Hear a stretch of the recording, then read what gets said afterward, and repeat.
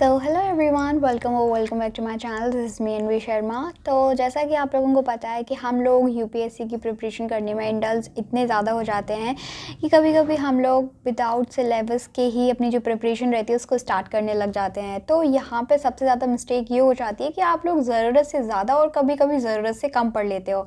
तो उसी से रिलेटेड यहाँ पे मैं एक वीडियो लेके आई हूँ जिसमें हम लोग वैसे तो हर एक सोर्स के थ्रू आपका जो सिलेबस होता है उसको हम देख सकते हैं। इवन आप गूगल पे देखकर भी अपना जो सिलेबस है उसको मेंटेन अच्छे से कर सकते हो। लेकिन सबसे ज़्यादा जो इम्पोर्टेंट चीज़ होती है कि आप उसको कितना डीपली एनालाइज कर रहे हो। तो बेसिकली हम यहाँ पे उसको डीपली एनालाइज करने वाले हैं यहाँ पे, सो दैट आपके माइंड में बिल्कुल अच्छे तरीके से फिट हो जाएगी किस तरीके की जो चीज़ें हैं वो यहाँ पे प्रीलिम्स के सिलेबस में बेसिकली कवर होती हैं। एज वेल एज जो बहुत ज़्यादा मोस्ट इम्पॉर्टेंट मेरे लिए रहता है वो मेंस का रहता है, क्योंकि मेंस आपकी जितनी ज़्यादा स्ट्रॉन्ग होगी ना उतना ज़्यादा आपके जो फैक्चुअल क्वेश्चंस होते हैं वो बहुत ही ज़्यादा स्ट्रॉन्ग हो जाते हैं। तो चलिए विदाउट एनी फर्दर डिले हम यहाँ पे स्टार्ट करते हैं हमारी वीडियो। तो सबसे पहले हम प्रीलिम्स के सिलेबस में सबसे पहले हम पेपर 1 की यहाँ पे बात करते हैं, जहाँ पे जनरल स्टडीज़ पेपर 1 की हम बात करते हैं, जिसमें हम current events of national and international importance की बात करते हैं। यानी कि जो हम अपने यहाँ पे करंट अफेयर्स वगैरह पढ़ते हैं तो उनसे रिलेटेड बेसिकली यहाँ पे कहा गया है कि इंटरनेशनल जो रिलेशंस रहते हैं विद अदर कंट्रीज़, आपके जो इंटरनेशनल की एक पूरी बुक रहती है उससे रिलेटेड, और जो आपके जैसे इंडिया के साथ और यूएसए के साथ अभी क्या कॉन्फ्लिक्ट्स चल रहे हैं, क्या इनसे एक्सपोर्ट इंपोर्ट बेसिकली होता आ रहा है और किस तरीके से डिफेंस सेक्टर में ये लोग काम करते हैं। करंट इवेंट्स हमारे खुद के जो नेशनल लेवल पे करंट इवेंट्स होते हैं, जैसे पार्लियामेंट में प्रोसेस चल रही है, जुडिशियल सुप्रीम कोर्ट किस तरीके से काम कर रहे हैं, तो ये बेसिकली आपके करंट इवेंट्स रहते हैं। इवन आपके बायोडाइवर्सिटी से रिलेटेड, एनवायरनमेंट सेक्टर से रिलेटेड, ये आपके करंट अफेयर्स होते हैं। फिर इसके बाद हम सेकेंडली बात कर लेते हैं history of India and Indian national movement. यानी कि यहाँ पे हिस्टोरिकल चीज़ों के बारे में बताया जाता है, जहाँ पे आपको एंशिएंट हिस्ट्री पढ़नी पड़ती है पूरी। आपको इसमें जो है इंडस वैली सिविलाइजेशन से शुरू करना पड़ता है, इसके बाद में आपके वेदास आते हैं, फिर महाजनपद एक्सेट्रा जो चीज़ें रहती हैं, फिर चंद्रगुप्त मौर्य पीरियड, ये सारी जो चीज़ें, मौर्यन पीरियड आता है, गुप्ता पीरियड आता है। फिर इसके बाद में जो कुछ आफ्टर जो गुप्ता पीरियड रहता है, फिर जो आपके मुगल्स आते हैं, फिर राजपूत सी, ये सारी जो प्रोसेस बेसिकली आपकी चलती रहती है। तो हिस्ट्री ऑफ इंडिया में पढ़ना पड़ता है। फिर जब हम मॉडर्न इंडिया की बात करते हैं तो बेसिकली इंडियन नेशनल मूवमेंट पढ़ना पड़ता है, जहाँ पे आपको 1857 ऑलमोस्ट से आपका जब जो सिपाही विद्रोह बेसिकली होता है तभी से आपको सारी चीज़ें यहाँ पे पढ़नी पड़ती हैं। तो उससे रिलेटेड बेसिकली यहाँ पे बात की जाती है। थर्ड हम बात कर लेते हैं Indian and the world geography, physical, social, economic geography of India and the world. यानी कि यहाँ पे ज्योग्राफी से रिलेटेड बेसिकली कॉन्सेप्ट क्लियर किए गए हैं। इंडियन ज्योग्राफी में बेसिकली ये चीज़ पढ़ना पड़ता है कि आपको बेसिकली आपकी जो इंडियन कॉन्टिनेंट है बेसिकली उसको समझना पड़ता है कि आपका हिमालयन बेल्ट किस फेज़ में रहता है, इसमें बायोडाइवर्सिटी कैसी रहती है, कौन कौन से ऐसे सेक्टर रहते हैं जो अर्थक्वेक प्रोन रहते हैं। हम लोग ज़्यादातर देखते हैं हमारा जो हिमालयन रीजन रहता है वहाँ पे अर्थक्वेक्स ज़्यादा आते हैं, वहाँ पे वॉल्केनिक इरप्शंस नहीं आते हैं। तो आप लोग मुझे कमेंट में ज़रूर बताइए कि ऐसे क्या रीजंस होते हैं जहाँ जिसके वजह से वहाँ पे जो वॉल्केनिक इरप्शंस रहते हैं बेसिकली वो अकर नहीं होते हैं, केवल ही आपके अर्थक्वेक्स वगैरह आते हैं।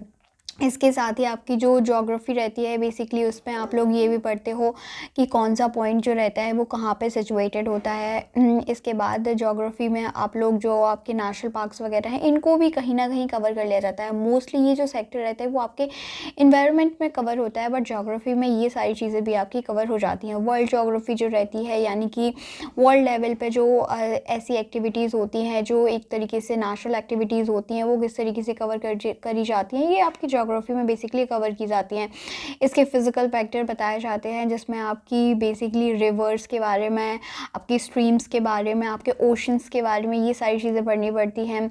सोशल में बेसिकली सोशल ज्योग्राफी रहता है, यानी कि जो हम लोग अभी यहाँ पर रह रहे हैं तो हम किस तरीके से सोसाइटी को कवर करते हैं। हम एक पर्टिकुलर लोकेशन, मतलब कहीं भी जैसे हम लोग कोई बिज़नेस खोलते हैं तो उसके लिए हमें क्या ज़रूरत पड़ती है कि एक आपका जो ज्योग्राफिकल पोर्शन रहना चाहिए, दैट इज़ इम्पॉर्टेंट, ताकि आप वहाँ पे उस सोसाइटी के अकॉर्डिंग जो है अपना बिज़नेस को रन कर सको। ठीक उसी तरीके से आपकी जो ज्योग्राफिकल एक पोजीशन होती है उसको सोशल ज्योग्राफी के में देखा जाता है। फिर इकोनॉमिक ज्योग्राफी कहते हैं, जिसमें बेसिकली आपका कवर किया जाता है माइनिंग वगैरह की जाती है, कि एक पर्टिकुलर लोकेशन होती है जहाँ पे माइनिंग प्रोन एरियाज़ रहते हैं, जहाँ पे आपके क्रिटिकल मिनरल्स रहते हैं, जो कोर सेक्टर्स रहते हैं वो यहाँ पे देखने को मिलते हैं, तो उससे रिलेटेड बेसिकली रहती है।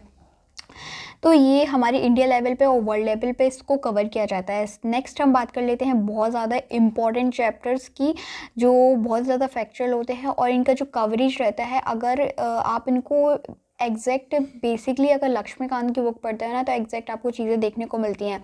Indian polity, governance, constitution, political system, Panchayati Raj and public policy, right and issues. तो सबसे पहले इंडियन पॉलिटी में आपका कॉन्स्टिट्यूशन यहाँ पे कवर किया जाता है। सबसे पहले हमारे जो पार्ट 1 रहता है उसमें आपका बेसिकली यूनियन एंड टेरिटरी की बात की जाती है, सिटीजनशिप की बात की जाती है, इसके बाद में fundamental rights, fundamental duty, DPSPs, इसके बाद बेसिकली सेंट्रल के बारे में, फिर स्टेट के बारे में।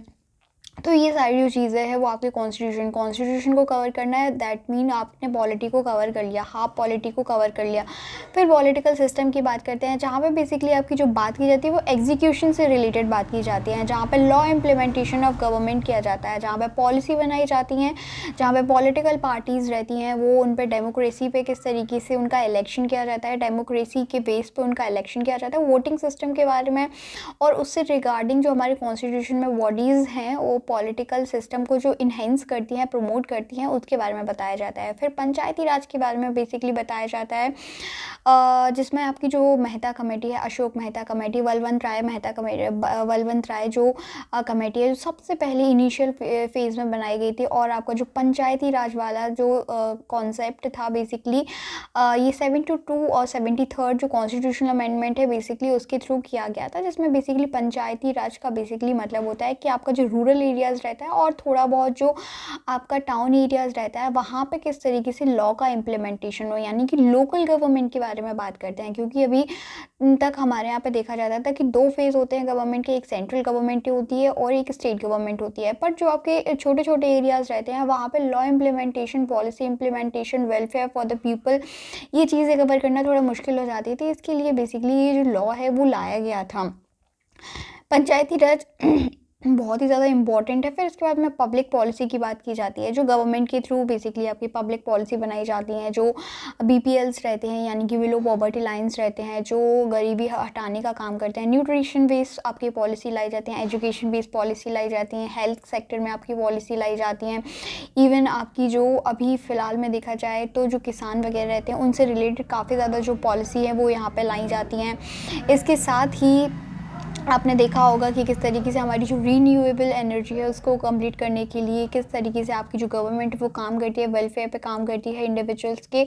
इवन आपके जो मिडिल क्लास हैं, इस बार का जो बजट आया है उसमें भी मिडिल क्लास के लिए एक रिलैक्सेशन बेसिकली गवर्नमेंट के थ्रू यहाँ पर प्रोवाइड कराया गया है, जिसमें बेसिकली आपका जो 12 लाख जो रुपीज़ का पर एनम का सिस्टम था उसको इंक्रीज़ कर दिया गया है। यानी कि पहले आपका जो था कि आप 12 महीने में अगर 12 महीने में 10 लाख तक कमाते हैं तो बेसिकली आपको टैक्स पे करना पड़ता है, और अब 12 लाख अगर तक आप कमाते हो ना तो आपको किसी भी तरह का जो टैक्स पे है वो नहीं करना पड़ेगा। यानी कि अगर पर्टिकुलर कोई इंडिविजुअल है वो 1 लाख भी अपनी अर्निंग कर रहा है तो उसको किसी भी तरीके से गवर्नमेंट को टैक्स नहीं देना पड़ता है। इसके साथ ही हम लोग बात कर लेते हैं इकोनॉमी के अंदर social development, sustainable development, poverty inclusion, demographics, social sector initiative etc. Economy की बात करते हैं तो इकोनॉमी का जो पोर्शन रहता है वो हमेशा से ही वेटेज में रहता है और बहुत ज़्यादा इंपॉर्टेंट रहता है। बेसिकली इसके लिए आपकी जो फाइनेंस मिनिस्ट्री रहती है उसको कवर करना बहुत ही ज़्यादा इंपॉर्टेंट रोल हो जाता है। साथ ही आपकी जो मॉनेटरी पॉलिसी रहती है, आरबीआई रहते हैं, कुछ ऐसे कोर सेक्टर्स रहते हैं जो इकोनॉमी में बहुत ज़्यादा इंपॉर्टेंट रोल प्ले करते हैं। बेसिकली आपका जो सीआरआर रहता है, एसएलआर रहता है, रेपो रेट रहता है, रिजर्व रेपो रेट रहता है, इन सारी चीज़ों को कवर करना बहुत ही ज़्यादा इंपॉर्टेंट हो जाता है, जो बहुत ज़्यादा क्रूशल रोल प्ले करता है आपके प्रीलिम्स के क्वालिफिकेशन में। इसके साथ ही हम general issues on environment, ecology, biodiversity and climate change that do not require subject specialization. तो यहाँ पर जनरल इश्यूज़ एनवायरनमेंट के बारे में, एनवायरनमेंट सबसे ज़्यादा जो पूछा जाता है वो यही होता है कि एनवायरनमेंट, इकोलॉजी और आपका जो इकोसिस्टम रहता है उसमें बेसिकली डिफरेंस क्या होता है, डाइवर्सिटी क्या होती है, क्लाइमेट चेंज क्या होता है, किस तरीके से क्लाइमेट चेंज हो रहा है, ग्लोबल वार्मिंग क्या होता है, ग्रीन हाउस गैसेस क्या होती हैं, किस तरीके से जो एआई रहता है आज के टाइम पर, टेक्नोलॉजी रहती है वो आपके क्लाइमेट चेंज को चेंज कर रही है। आज के टाइम पे हम लोग भी, ये देखो एक नॉर्मल सी बात है, हम लोग भी देखते हैं कि आज के टाइम पर जो टेम्परेचर है वो किस तरीके से राइज़ हो रहा है। हम लोग सर्दियों की जब बात करते हैं तो आज के टाइम पे सर्दियाँ ज़्यादा से ज़्यादा 10 दिन तक पड़ती है, बट पहले के टाइम पे सर्दियाँ काफ़ी ज़्यादा पड़ती थी। तो हम लोग डायरेक्टली और इनडायरेक्टली ये आपका जो इफ़ेक्ट जो क्लाइमेट चेंज का है वो कहीं ना कहीं देख ही रहे हैं। तो उससे रिलेटेड बेसिकली डिफरेंस किए जाते हैं। इकोलॉजी बेसिकली आपकी जो इकोसिस्टम को कवर किया जाता है, जिसमें उसको इकोलॉजी बेसिकली कहा जाता है। बायोडाइवर्सिटी का मतलब होता है, ये दो टर्म से मिलकर बना होता है, एक बायो होता है, एक डाइवर्सिटी होता है। बायो का मतलब होता है बेसिकली लिविंग ऑर्गेनिज्म, यानी कि जो एनिमल्स होते हैं, ह्यूमंस होते हैं, तो ये सारे जो भी सांस ले सकते हैं, जो भी ब्रीथ कर सकते हैं, they are called bio organism.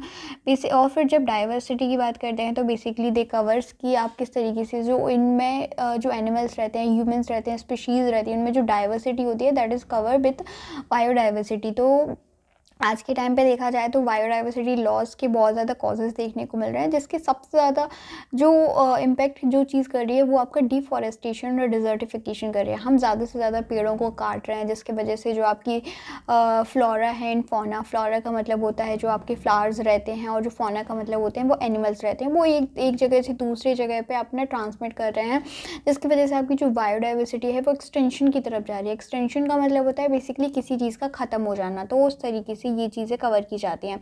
तो ये कुछ जनरल स्टडीज़ पेपर 1 है। ठीक उसी तरीके से आपका जो जनरल स्टडीज़ पेपर 2 रहता है वो भी बहुत ही ज़्यादा इंपॉर्टेंट रोल प्ले करता है हमारे प्रिपरेशन में। सबसे पहले हम यहाँ पे कॉम्प्रहेंशन की बात करते हैं। Basically that covers the English portion, जिसमें आपके पैराग्राफ्स बेसिकली रहते हैं, उनको कवर किया जाता है। आपको एक पैराग्राफ दिया जाता है, फिर उसके बेस पे आपके क्वेश्चन पुटअप किए जाते हैं। जिस तरीके से हम स्कूलिंग वगैरह में जो कवर करते हैं चीज़ें कि किस तरीके से आपका पैराग्राफ्स, प्रोज वगैरह ये सारी जो चीज़ें दी जाती थी, तो ठीक उसी तरीके से आपको एक पैरा दे दिया जाएगा, उससे रिलेटेड आपके क्वेश्चंस पुटअप किए जाएंगे और उससे रिलेटेड आपको बेसिकली उनके आंसर्स करने पड़ते हैं।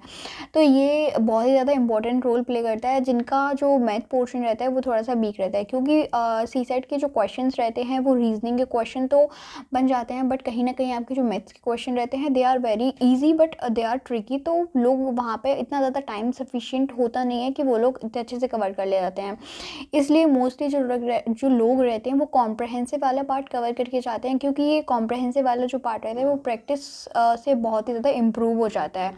फिर इसके बाद में interpersonal skills including communication skill पे किस तरीके से काम करना होता है, logical reasoning and the analytical ability होती है। लॉजिकल रीजनिंग बेसिकली आपकी जो आपके छोटे छोटे एग्जामिनेशन रहते हैं उनका आपको जो बेस रहता है वो बहुत ज़्यादा स्ट्रॉन्ग करके चलना पड़ता है। फिर इसके साथ ही भले ही ये रेलेवेंट नहीं होता है आपके सी सेट के साथ में, बट कहीं ना कहीं आज के टाइम पे देखा जाए जो पेपर आ रहे हैं वो कहीं ना कहीं सी सेट और सी जी एल के पेपर से निकल के ही कहीं ना कहीं आ रहे हैं। फिर decision making and problem solving, ये तो देखो एक एथिकल सब्जेक्ट होता है जहाँ पे आपको एक ब्यूरोक्रेट की तरह काम करना पड़ेगा, और आपकी जो डिसीजन मेकिंग प्रोसेस है, यानी कि आपसे क्वेश्चन पूछा जाएगा और आपको बेसिकली उसका आंसर करना पड़ेगा कि this certain thing is ethical और नॉट।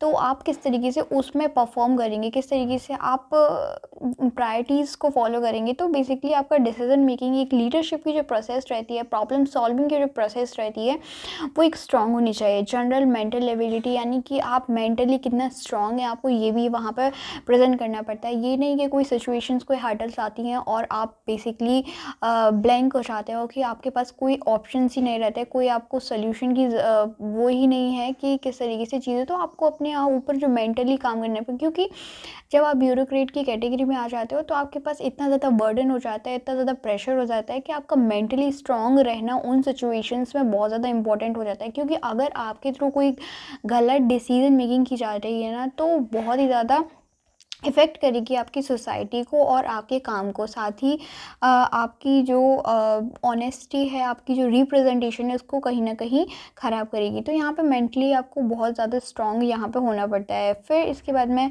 आपकी जो basic numeracy numbers and there relation, order and magnitude, etc 10th जो लेवल का रहता है वो यहाँ पे कवर किया जाता है। फिर data interpretation, charts, graph, tables, data sufficiency, ये भी आपका जो क्लास 10th का है बेसिकली यहाँ पे कवर किया जाता है। तो इस तरीके से आपका जो सिलेबस है वो यहाँ पे 2 पार्ट्स में कवर होता है। पेपर 1 होता है, पेपर 2 होता है। मेंस के लिए हम बेसिकली एक नेक्स्ट वीडियो को कवर करेंगे क्योंकि वीडियो बहुत ही लंबा हो जाएगा।